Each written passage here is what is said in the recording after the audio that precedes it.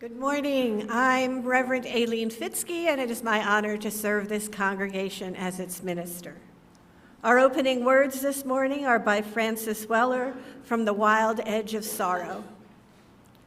Our broken hearts have the potential to open us to a wider sense of identity, one capable of seeing through the partitions that have segregated the self from the world. Through grief, we are initiated into a more inclusive conversation between our singular lives and the soul of the world. We are coming to understand that there is no isolated self stranded in the cosmos. We are participants in an intertwined and entangled net of connections with the continuous exchange of light, air, gravity, thought, color, sound, all coalescing in the elegant dance that is our shared life.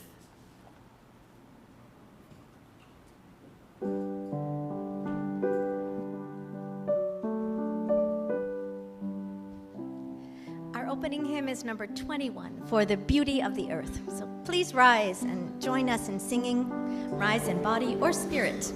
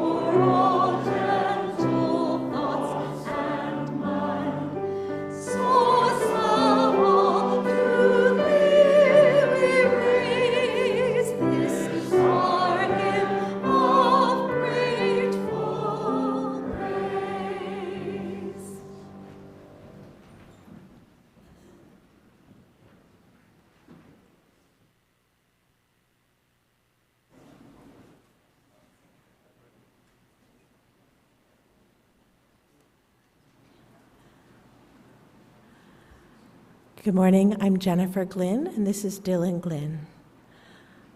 Our chalice lighting words this morning are from Adina Danuf. We light this chalice for the earth, of which we all are part. We pledge to care for what it needs and hold it in our heart.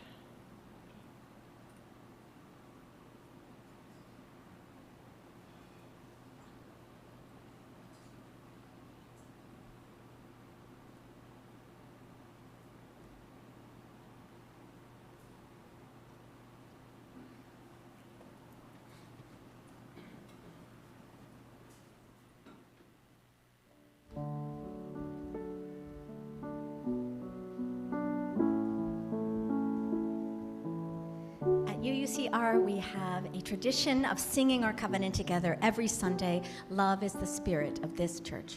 So we will remain seated while we sing our covenant together. The words will be on the screen here and also in the chat box if you are joining us on Zoom. And if you're here today for the first time, please accept this song as our blessing to you.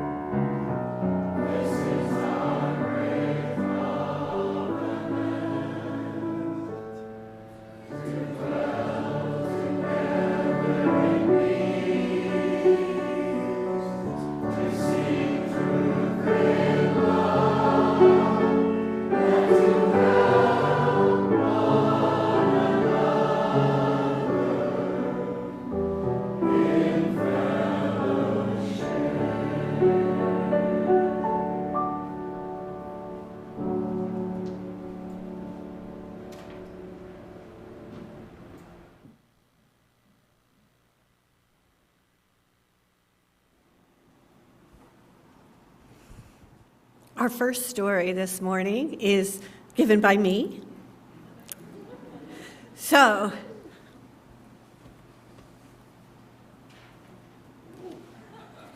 it's Earth Day week, month. But does anyone know the history of Earth Day? When it happened and why? The first Earth Day took place on April 22nd, 1970. But before that happened, a lot of people raised awareness of some harmful practices that were contributing to the destruction of habitats, of certain creatures, and also destructive practices that were damaging to human health and the health of the larger planet. Many people raised awareness of these things, and I'm just going to talk about a few of them. The first person I want to talk about is Aldo Leopold. We're going to have a picture.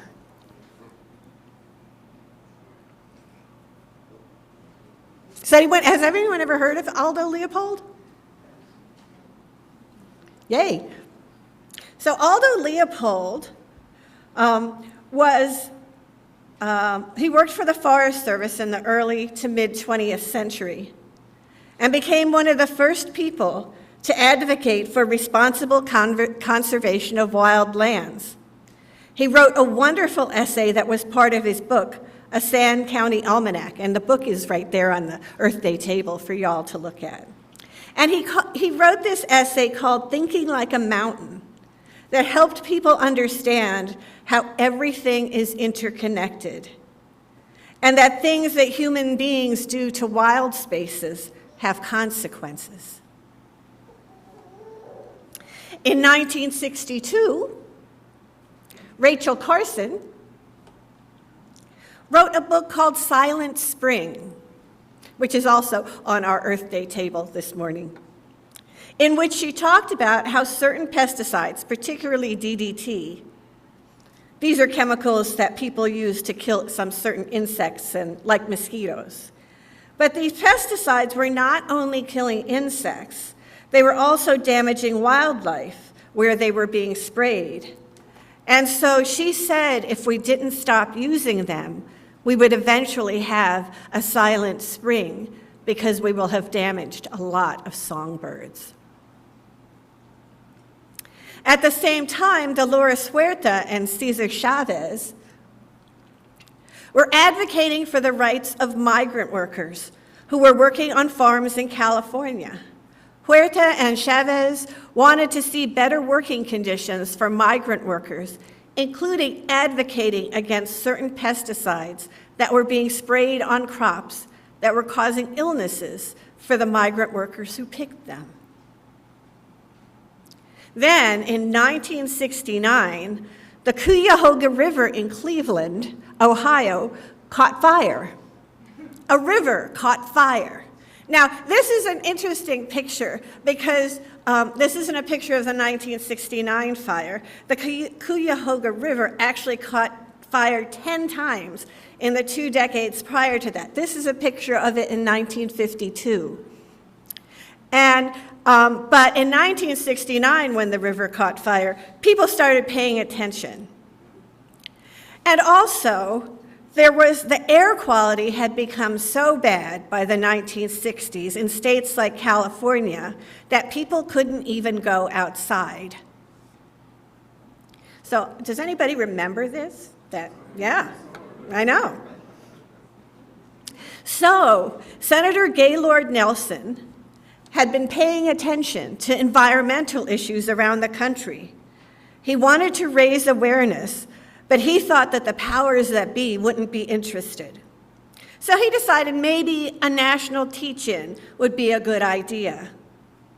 But so many people contacted him with so many ideas that his simple national teach-in developed into a nationwide demonstration. On April 22nd, 1970, 20,000 people participated across the entire United States on the first Earth Day. So there's an Earth Day slide. And I picked this one because I just thought it was cute. And today, well, I'll get to that. As a result, the Environmental Protection Agency was started, and the federal government passed the Clean Air Act, the Clean Water Act, and the Clean Drinking Water Act, so that rivers could be cleaned up and not catch fire again, and that air wouldn't be so bad that people couldn't go outside. But we still have a long way to go, don't we?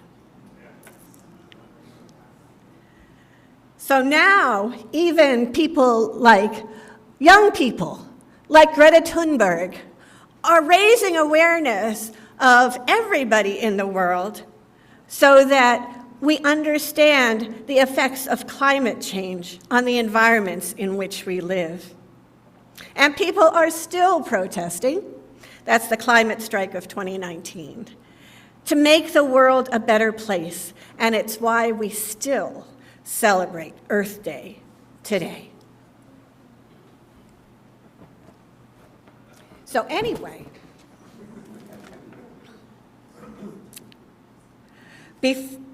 so now is the time for joys and concerns. But for those of you who are paying attention to the e-blast and maybe the announcements last week, we asked you to bring something to bring up to our Earth Day altar today. And I know many of you might have forgotten, so we have a basket of stones for you to place something on the altar if you didn't remember your own item. So I'm going to place my item. This is a piece of amethyst quartz.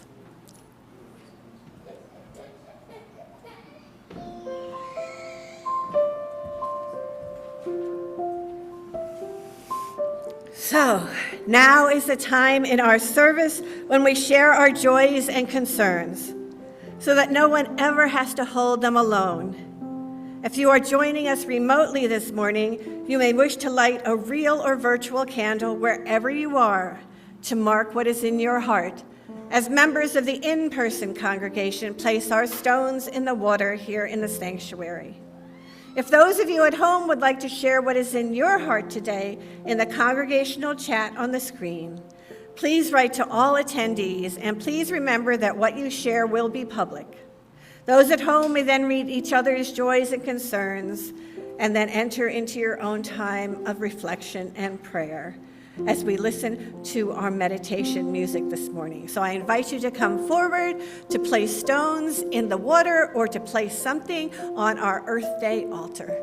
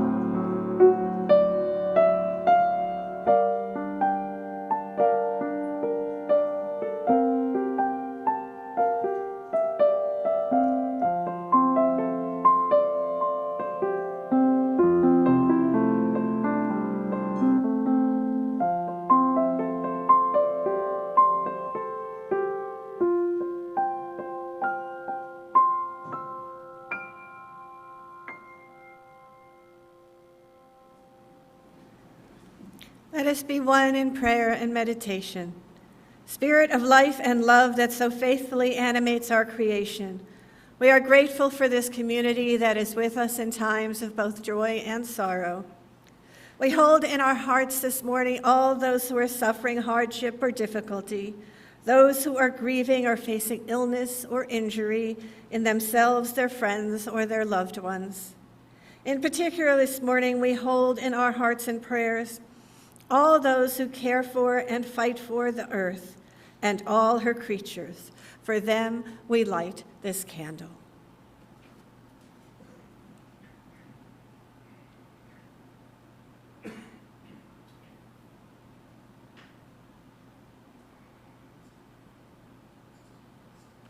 Let us take a moment of silence.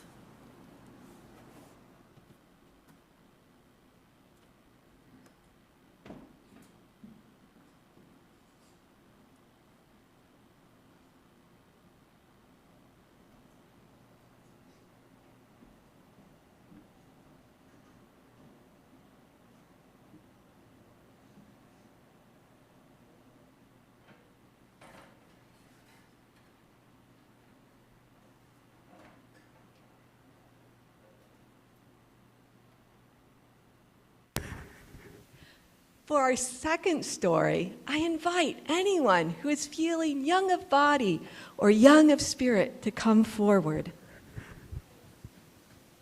Welcome, welcome.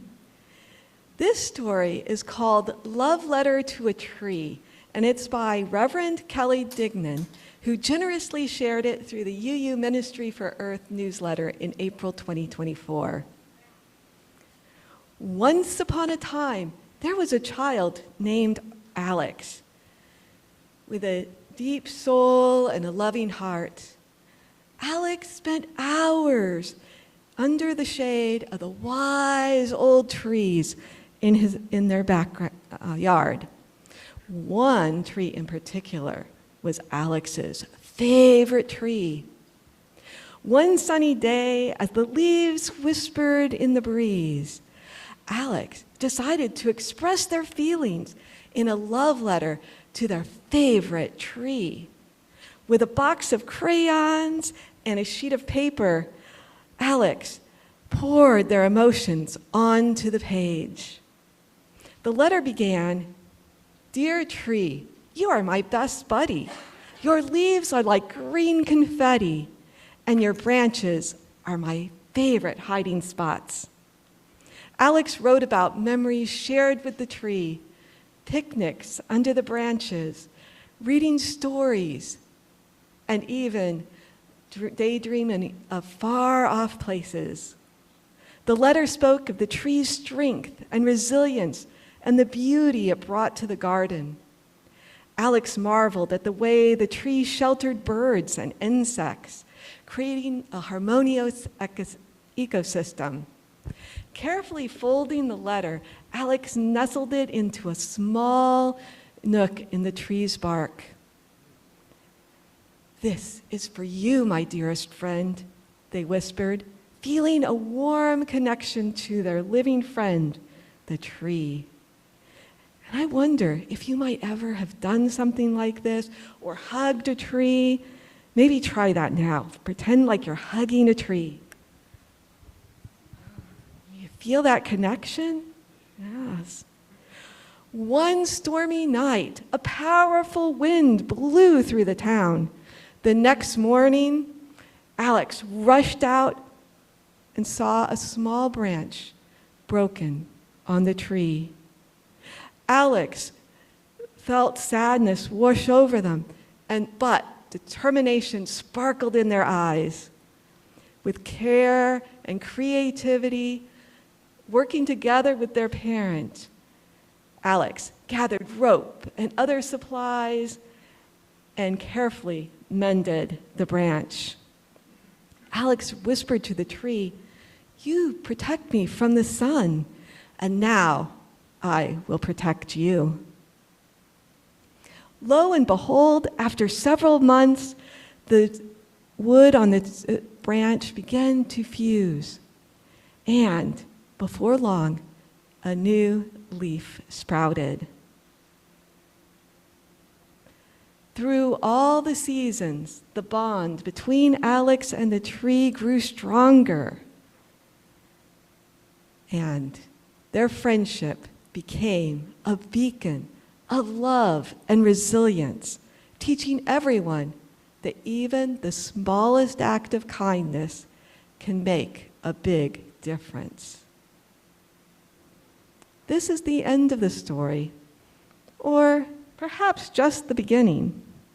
Today, we invite you to create your own love letter to the earth or to something in nature.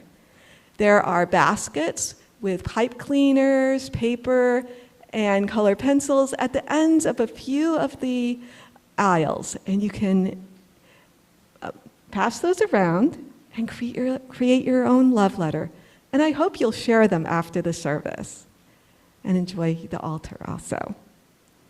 And you may now take something from the basket and go back to your seats.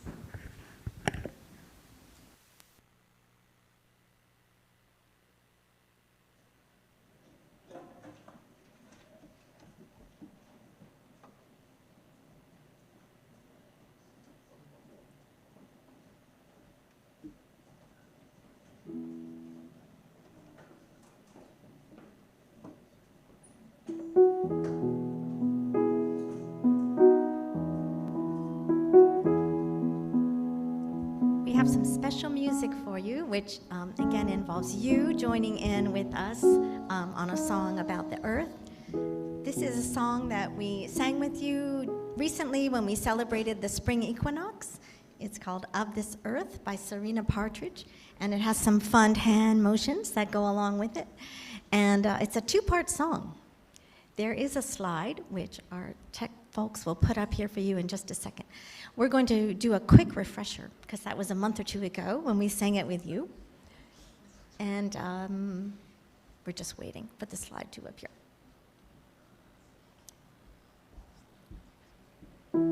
There it is. Okay. So we have part one, which we're going to sing with you right now. And it's got some motions. If you remember it, just go ahead and join in.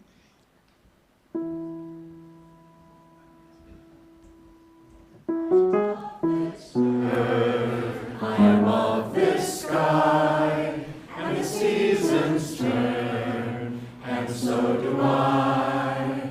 I am made to sway, I am made to bend, I am made to change and to grow again. I love this. Some more hands in the air. Ready? Let's try it again. 1, 2, 3, 4. I am of this earth, I am of this sky, and the seasons turn, and so do I. I am made to sway, I am made to bend, I am made to change and to grow again. Awesome. And after you've grown up tall, you can sway in the breeze a little bit. Be a palm tree if you like. Okay. Part two, this side of the room is going to break into part two. So it's a wee bit more challenging for you. You have to sing both parts. But everyone can do part two together. Are you ready? It goes like this. If you all know it, please join me. So it goes 1, 2. I am of this earth, I am of this sky, I am of this turning, turning, turning. I am made to change, I am made to bend, I am made to grow again. That's the idea. You got it. Okay. We're going to sing all together part one 2 times, and then all together part 1 and 2 together. Okay, so this side of the room, be watching these lovely ladies here, and they'll lead you in part 2. And the 2 parts go at the same time. Okay, are we ready? Everyone's going to sing part 1 together. 1, 2, 3, 4. I am of this earth, I am of this sky, and the seasons turn, and so do I. I am made to sway, I am made to bend, I am made to change and to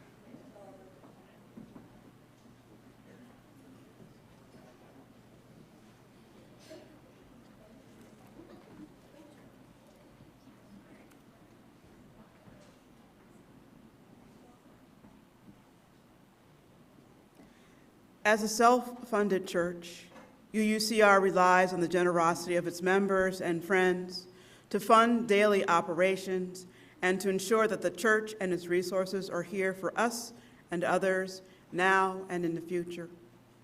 Pledges support our worship and music programs, our religious education programs, programs for members and friends, community outreach, and connections to Unitarian Universalism.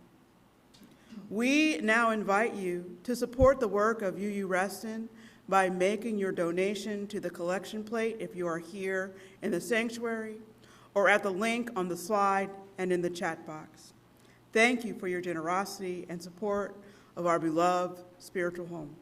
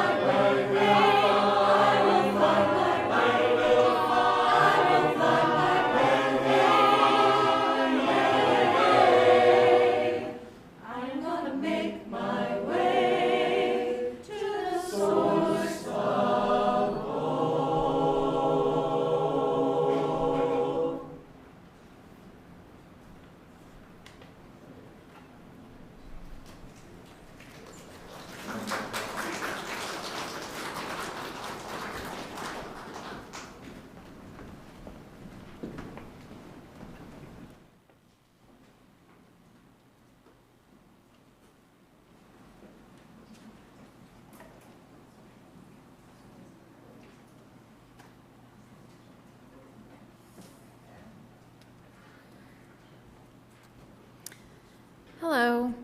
Today I'm going to read an Earth Love essay by Susan Forth.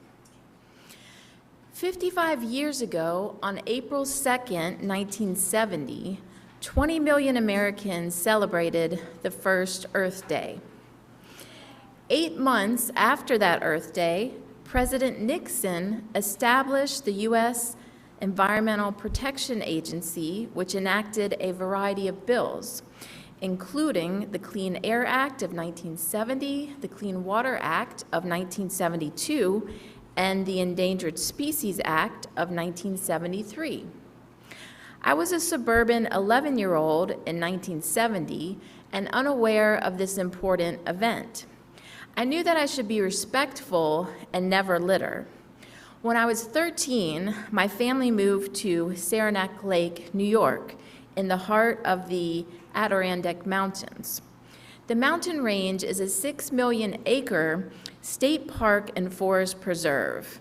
I hated living there when I was a teenager. It snowed for about 9 months of the year, and there were no malls or fast food restaurants. Slowly, I became aware of what a special place it is. The air is clean, there are pollution-free lakes and streams everywhere. I can sit alone by the edge of any number of lakes and not hear a sound other than the birds and wildlife native to that area. It is magical. One day it occurred to me that I was inherently connected to nature. I am part of it as it is part of me. That same magic happens right here in Virginia. I am a National Parks volunteer, and I have been for almost 20 years.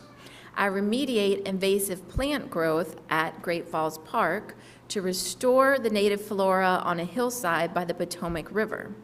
While I do my part to restore the hillside, I also encounter insects, reptiles, and amphibians. They belong in a habitat native to this region, not one which has evolved through alien plant species outcompeting domestic vegetation. One example of success via the Endangered Species Act of 1973 is during the months when the trees are leafless. I've observed eagles perched in the trees above my work site. When this act was initiated, eagles were listed as an endangered species due to the impacts of DDT, insecticide use, and hunting. In 1995, as populations increased, they were upgraded to threatened status. In 2007, eagles were removed from the list altogether. As each year of my habitat restoration project goes by, I can see small but significant changes to the area, such as the bluebell patch getting bigger. The hummingbird numbers are increasing because native jewelweed is occupying space where Chinese wisteria vines once grew. Jewelweed is a pollinator plant that also attracts bees and butterflies. While weeding, I find litter, lots of it. It is my pet peeve. There seems to be a perception among some park visitors that if they throw their plastic water bottle or a glass beer bottle into the dense foliage, it no longer exists. Out of sight, out of mind. Litter in the woods can injure wildlife and pollute their habitat. When I go hiking, I always bring a bag for my refuse and that which I encounter on the trail. Right now, the earth is in crisis. Environmental regulations that contribute to the health and well-being of all living things in America are being challenged or reversed. Deforestation and the burning of fossil fuels worldwide are contributing to CO2 production, which is impacting the climate. When I think about the damage humans are inflicting on the earth, I get overwhelmed. Then I say to myself, just do your part to help. The welfare of earth is in the hands of those who are harming it. It is also in the hands of those who care about this incredible planet we live on. Each one of us can do something to change the trajectory of Earth's future. I found my niche, and I know that I can make a difference by restoring native habitat, picking up litter, recycling, and supporting reforestation of the Amazon rainforest. Find your niche and make an impact, be it big or small. We can make a difference.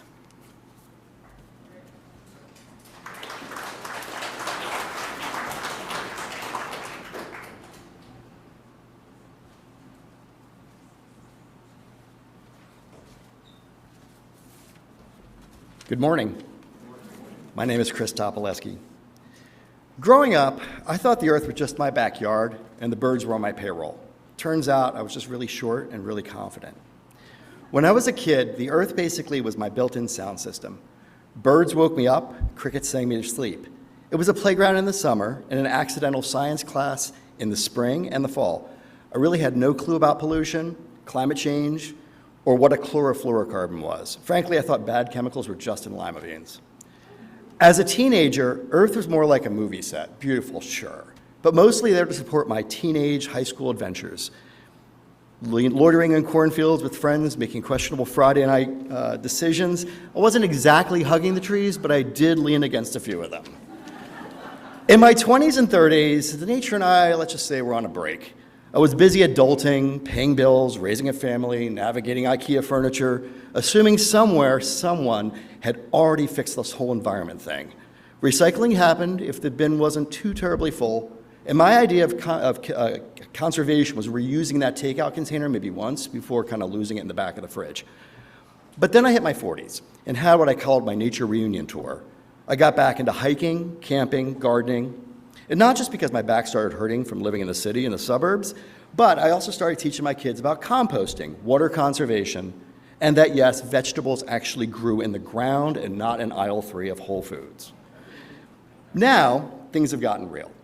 As the executive director at the Faith Alliance for Climate Solutions, or FACS, I've swapped passion concern for full-blown environmental activism. I use everything I've learned, from years of not knowing to years of knowing too much, and all the tools I honed as a lobbyist in DC for many years to help reduce carbon footprints one stubborn and frustrating public hearing at a time. It turns out saving the planet is complicated. Who knew? I see young people torn between saving the world and just surviving it, and honestly, I get it. But I also see hope. I see people waking up, getting involved, planting trees, voting green, and yes, even reusing those takeout containers properly. For me, the earth isn't just a place anymore. It's a cause, a companion, and occasionally, yes, a reason to scream into the void and then keep going anyway. Because if the earth can survive my teenage years, I owe it a little effort in return.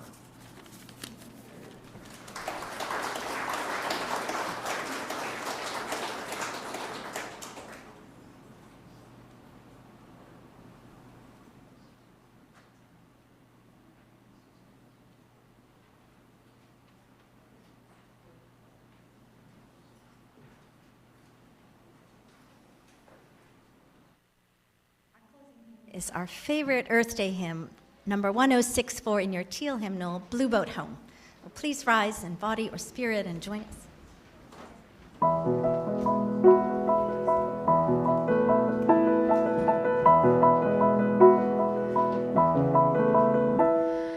Though below me I feel no ocean, standing on these mountains and plains, far away from the rolling ocean, still my tribe and heart can say, I've been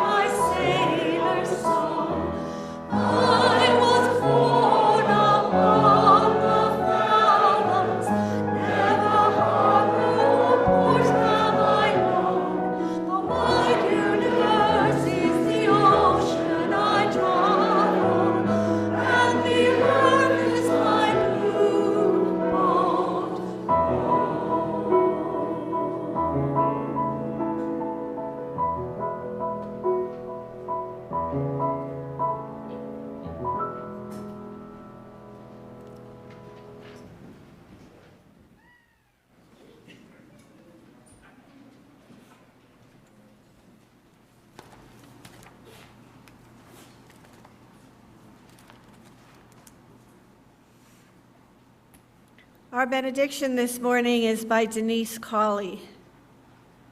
Love the earth. Take action to consume less. Use less energy. Respect water. And be cooperative, collaborative, and creative in community. Like the moss and the mushrooms, our children's lives depend on us.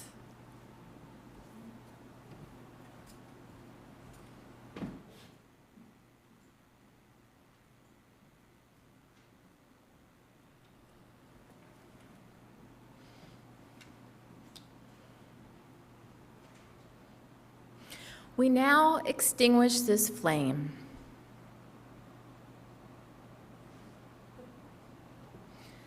But not the light of hope and truth, the warmth of community, nor the fire of commitment. These we carry forth in our hearts until we are together again.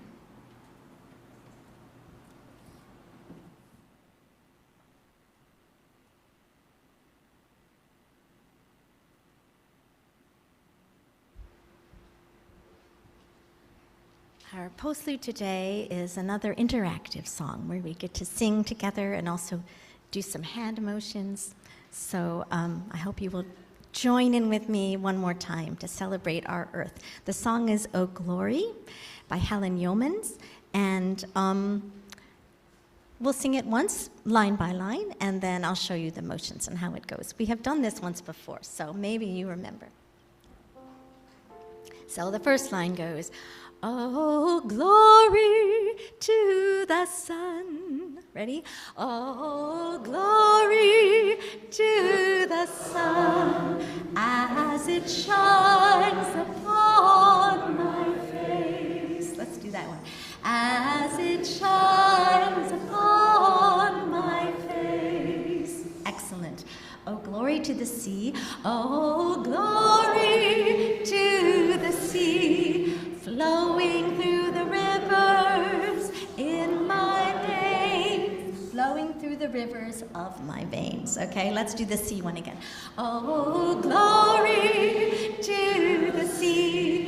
Flowing through the rivers of my veins. Flowing through the rivers of my veins. Okay, you got it.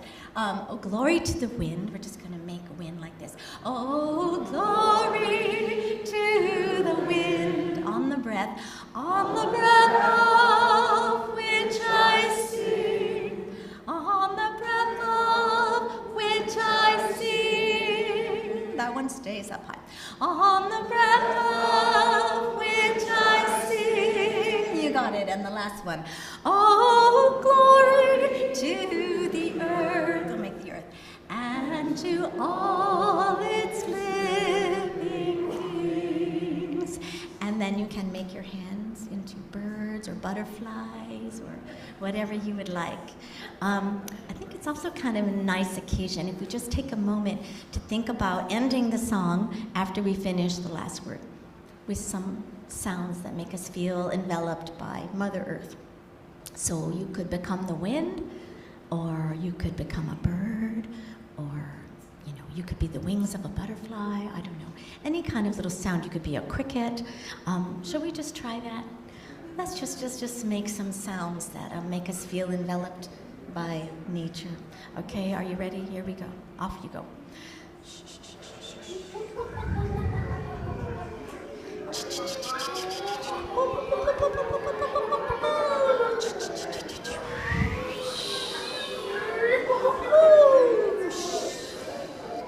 And then we're going to just kind of fade them away when I make this motion, which means you don't have to stop suddenly. We're just going to get kind of fade away softly. Okay, that'll happen at the end of the song.